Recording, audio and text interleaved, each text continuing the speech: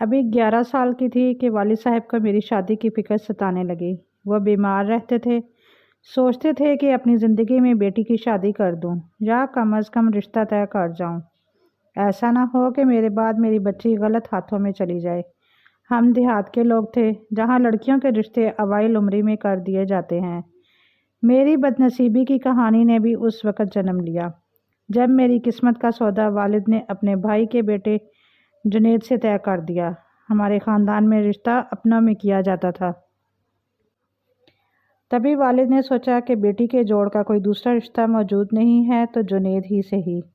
وہ عمر میں مجھ سے 6-7 برس چھوٹا تھا۔ تبھی چچی اس رشتہ پر راضی نہ تھیں، مگر ابا اور چچا ہم خیال ہو گئے کہ گھر کی لڑکی گھر میں رہے گی تو اچھا رہے گا۔ عمروں کے فرق سے کیا ہوتا ہے، مگر اپنوں کے بندھن نہ ٹوٹنے چاہیے۔ منگنی والے دن میں بہت روئی، مگر کسی نے میرے رونے کا اثر نہ لیا اور میرے جذبات کو یوں زندہ دفن کر دیا جیسے وہ مٹی کے کھلونے تھے۔ وقت تیزی سے گزرتا گیا، میں جوان ہو گئی۔ لڑکیاں یوں بھی جوہی کے بیل کی مانند بڑھتی ہیں، اپنے ہم عمر لڑکوں سے بڑی دکھنے لگتی ہیں۔ میرا منگیتر تو پہلے ہی مجھ سے کئی برس چھوٹا تھا۔ انہی دنوں میری ملاقات میری منہ بولی خالہ کے بیٹے زہیب سے ہوئی۔ وہ عمر میں مجھ سے 4 سال بڑا تھا، اکثر ہمارے گھر آیا کرتا۔ ان کے گھر ہمارے مکان سے قریب تھا۔ وہ بہت باتونی اور شگفتہ مزاج تھا۔ وہ مجھ سے ہنسی مذاق کرتا تو مجھے اچھا لگتا، یوں دل ملے تو محبت کے فاصلے بھی طے ہوتے گئے۔ اس چاہت نے رنگ دکھایا اور خالہ اپنے بیٹے کا رشتہ لے کر ہمارے گھر آ گئیں۔ اماں مجھ سے بہت پیار کرتی تھی، تبھی میں سمجھ رہی تھی کہ وہ میری خوشی کو مد نظر رکھتے ہوئے اس رشتے کو قبول کر لیں گی، لیکن میرے خواب ٹوٹ گئے جب ابا نے کہہ دیا کہ میں بائی کو مناہل کا رشتہ دے چکا ہوں۔ لڑکی اب ان کی ملکیت ہو چکی ہے۔ میں مرجھا کر رہ گئی۔ تب مجھ سے ایک خطا سرزد ہو گئی اور یہ نادانی عمر بھر کا روگ بن گئی۔ میں نے اپنے خالہ زاد زہیب کو خط لکھ دیا کہ تم جو بھی کرو مجھے اپنی دلہن بنا لو۔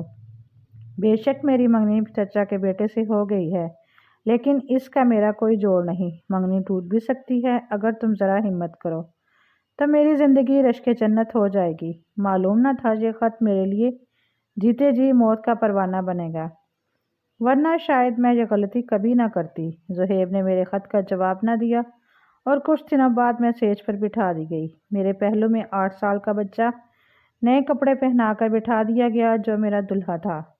وہ سارے دن کی بھاگ دوڑ سے تھک گیا تھا۔ سیج پر بیٹھتے ہی اسے نیند آنے لگی اور وہ سو گیا۔ میری سہیلیاں ہنس رہی تھیں، بھلا میں کیا کر سکتی تھی؟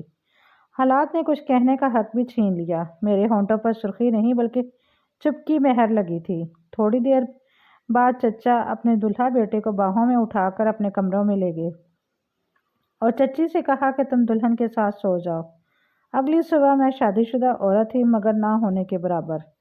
میرے والدین اپنا فرض ادا کر چکے تھے۔ بیمار ابا جو اب پرسکون ہو گئے تھے، میرے مستقبل کے اندیشوں سے بے خبر چین کی نیند سوتے تھے۔ 2 ماہ بعد ابا کا انتقال ہو گیا۔ چچی نے ابا کے مرتے ہی رنگ بدل لیا، مجھے بہو کی بجائے نوکرانی سمجھنے لگی۔ میں اس عمری میں گھر کے کاموں میں طاق نہ تھی۔ چچی کے صبح شام کے تانوں نے میرا کلیجہ کھانا شروع کر دیا۔ تقدیر کی ستم ظریفی پر حیران تھی، سوچتی تھی میرا قصور کیا ہے جو مجھے ایسی سزا مل رہی ہے۔ ایک چچا ہی تھے جو میرا خیال کرتے تھے۔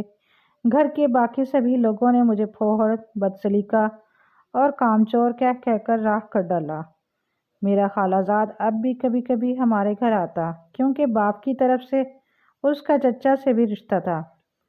چچا اور چچی کو اس بات کا علم نہ تھا کہ میری اور زہیب کا آپس میں محبت بھرا تعلق رہ چکا ہے، اور اس کی ماں نے میری ماں سے کبھی رشتے کے لیے کہا تھا۔ انہوں نے اس کے آنے جانے پر کوئی پابندی نہ لگائی، مگر میں اب چاہتی تھی کہ وہ ہمارے گھر نہ آئے۔ میں چچا کی لاج تھی اور اس لاج کو سنبھالے رکھنا چاہتی تھی۔ میں نے زہیب کو منع کر دیا کہ اب مجھ سے زیادہ بات چیت کرنے کی ضرورت نہیں۔ اس نے کہا تمہارے شوہر کو جوان ہونے میں ابھی عرصہ درکار ہے، تب تک تو تمہاری جوانی کے یہ سنہری دن رخصت ہونے لگیں گے۔ تم پر ظلم ہوا ہے، میں نہیں چاہتا تم یہ ظلم سہتی رہو۔ میں سمجھ گئی کہ اس کا رشتہ قبول نہ کرنے پر اس کے دل میں میرے والدین اور میرے لیے نفرت سی آ گئی ہے۔ اس کی نیت خراب محسوس ہوئی تو میں پریشان ہو گئی۔ میں نے اس سے بے رخی اختیار کر لی تب وہ مجھ سے چڑ گیا۔ اس نے کہا میں یا تو تم کو ازدواجی زندگی کی مسرتوں سے ہمکنار کر دوں گا یا پھر اس امر کے لیے تیار رہو کہ میں تم سے انتقام لوں۔ میں نے عزت کی حرمت کو عزیز جانا، اس کے بدلے میں ہر دکھ سہنے کو تیار تھی۔ جب دوسری بار اس نے میرے روبرو یہی بات دہرائی تو میں نے اسے برا بھلا کہا اور دوبارہ نہ آنے کی ہدایت کی، جس پر وہ خفا ہو کر ہمارے گھر سے چلا گیا اور پھر نہ آیا۔ اس کے جانے کے بعد میں نے سکھ کا سانس لیا اور سمجھی کہ اب میری زندگی کا یہ کانٹا ہی نکل گیا، مگر یہ میری خام خیالی تھی۔ وہ دل میں تہیہ کر کے گیا تھا کہ مجھے آباد نہ رہنے دے گا۔ شاید وہ سچا پیار کرنے والا نہیں بلکہ انتقامی عاشقوں میں سے تھا۔ چند سال پلک جھپکتے گزر گئے۔ میرا سرتاج اب ایک کڑیل جوان تھا۔ ہم ایک ہی گھر میں رہتے تھے، ایک دوسرے کی ضرورتوں کا خیال رکھتے تھے، سو آپس میں محبت و التفات یقینی تھے۔ جنید مجھ سے پیار سے رہتے تھے۔ اب ان کو میاں بیوی کے رشتوں کے تقاضے سمجھ میں آنے لگے تھے۔ میں اپنی زندگی سے خوش اور مطمئن تھی، لگتا تھا اب دکھ تمام ہوئے۔ جوانی میں عمروں کا فرق کچھ ایسا محسوس نہیں ہوتا، یہ تو ہمارے دیہات کی پرانی روایات تھیں۔ ہم لوگ اس چیز کے عادی تھے۔ میں یہ بھول چکی تھی کہ میرا دشمن ابھی تک گھات میں ہے۔ میں نے اپنی عزت کو اس کے ہاتھوں میں کھلونا نہیں بننے دیا۔ اس کی سزا تو ایک دن ملنی ہی تھی۔ ایک روز زہیب اچانک آ گیا۔ ان دنوں میں امید سے تھی۔ اس نے ایک طنزیہ نظر مجھ پر ڈالی اور مسکرا کر بولا، ہمارے ساتھ تم نے ناانصافی کی اور دوسروں کو جھولی بھر بھر خوشیاں بانٹ رہی ہو۔ اس کا حساب تو ہونا ہی چاہیے۔ تم نے میرا دل ویران کیا، میری خوشیاں لوٹی ہیں، اب اپنی بے وفائی کا مزہ بھی چکھو۔ میں خوفزدہ ہو گئی۔ مجھے معلوم نہ تھا وہ کیا کرنے والا ہے۔ اس نے زہیب کو وہ خط دے دیا جو میں نے اپنی نادان عمر میں لکھا تھا۔ بس یہ غلطی میرے لیے زہر بھرا ناک بن گئی جس نے میری خوشیوں کو ڈس لیا۔ خط پڑھ کر میرے سرتاج کی حالت دیدنی تھی، جیسے کسی نے ان کی روح کھینچ لی ہو۔ پھر وہ ایک دم بدل گئے اور مجھ سے متنفر ہو گئے۔ جن آنکھوں میں میرے لیے پیار بھرا رہتا تھا، اب وہاں نفرت کے انگاروں کی نہ بجھنے والی آگ تھی۔ وہ مجھ سے روٹھ گئے۔ چچا نے لاکھ سمجھایا، اس کے باوجود انہوں نے مجھ سے قطع کلامی کی۔ پھر مخاطب نہ کیا۔ انہوں نے زہیب سے سوال کیا تھا کہ تم ہمارے گھر اسی وجہ سے آتے تھے؟ ہاں، میں محض مناہل کی وجہ سے تمہارے گھر آتا تھا، کیونکہ اس نے میرا چین و سکون چھین لیا۔ شادی کے وقت تم تو چھوٹے سے لڑکے تھے، تبھی یہ مجھے خود گھر بلاتی تھی اور مجھ سے ملتی تھی۔ میں روتی رہی، مگر میرے شوہر نے میری پاک دامنی اور گناہی کا یقین نہ کیا۔ ان کے لیے یہ ثبوت کافی تھا کہ خط میں نے زہیب سے اظہار محبت کرتے ہوئے لکھا تھا کہ میں اپنے منگیتر سے شادی نہیں کرنا چاہتی۔ میرا اس کا کوئی جوڑ نہیں، حالانکہ یہ نادان عمر کی باتیں تھیں، مگر اب تیر کمان سے نکل چکا تھا۔ جنید کو ڈاکٹر بننے کا شوق تھا۔ ایف ایس سی میں اچھے نمبر لیے تو میڈیکل کالج میں داخلہ مل گیا۔ اس جدائی کے بعد میری زندگی کی تمام خوشیاں حسرتوں میں بدل گئیں۔ انہی دنوں میں ایک بچے کی ماں بھی بن گئی۔ ان کو خبر کی گئی، مگر وہ نہ آئے۔ شاید وہ معصوم بھی میرے ساتھ دکھ سہنے اس دنیا میں آیا تھا۔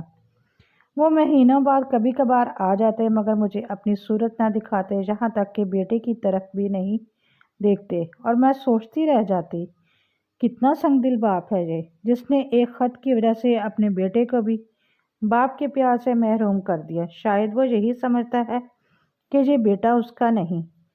جنید کا واسطہ اب صرف اپنے والدین تک محدود تھا، جن کے لیے گھر آنا اس کی مجبوری تھی۔ چچا ہمارے غم میں گھل گھل کر آدھے رہ گئے اور جنید کے ڈاکٹر بننے سے پہلے ہی چل بسے۔ کچھ عرصہ بعد میری ساس بھی اللہ کو پیاری ہوگی، حالانکہ وہ تو اپنے پوتے سے بہت پیار کرتی تھی۔